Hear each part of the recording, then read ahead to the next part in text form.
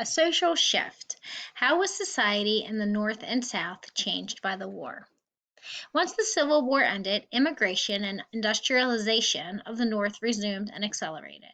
United States industrial production dropped sharply between 1862 and 1865, but following the war, it returned to its pre war rate of growth.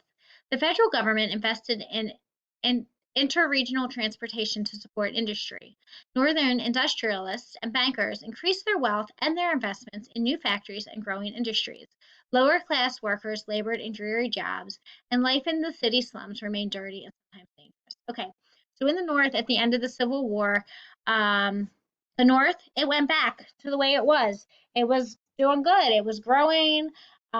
They were building new transportation systems, they were banking, there were new factories, the lower class went back to working, and the city remained dirty. Not different from today. Southerners had more changes to adapt to. Many blamed and resented Northerners for the wartime destruction of their homes, farms, and cities. Many Southern landowners were broke, and the region's labor system had collapsed. A plantation could not earn wealth for its owners if there was no one to plant, tend to, and harvest crops. Many Southern plantation owners blamed Northerners for the loss of their enslaved people. When the Confederacy lost the war, people throughout the South feared the end of their way of life.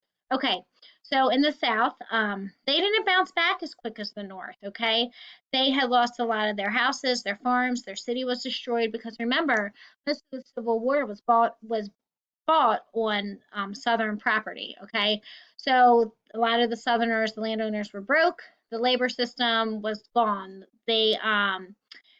So the plantations where they used to grow tobacco and cotton, there was no one there to plant or to harvest or to take care of them. Okay, so because all the slaves were gone. Remember, the slaves were freed that were fighting for the Confederate States. And then at the end of the Civil War, President Lincoln declared no more slaves.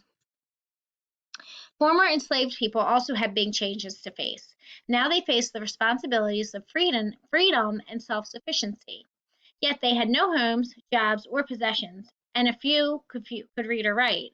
Whites owned all the land and businesses, and so were the only employers. Yet few whites were eager to treat African Americans with respect. Okay, so not just the North and the South were truly affected by the war, but the slaves, their lives changed completely because now they're free. Okay, so these people had never been free before. Okay, they didn't have homes, they didn't have jobs, they weren't self sufficient. They don't know how to read and write because they've worked for people their whole lives. Okay.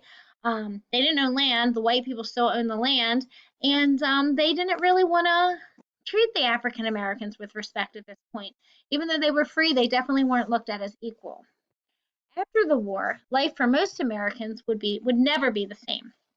Slavery was over, and African Americans were citizens. An expanded federal government was now expected to protect the rights of all its citizens. The war may have ended in 1865, but the changes and issues it brought would be felt for many years to come. Okay, you guys, so like we said, so North and South both have to rebuild. The North did better, the South was in a much worse state, and slaves had to figure out how they were going to function now as actual citizens of the United States, and the government had to ensure that everyone was treated equally.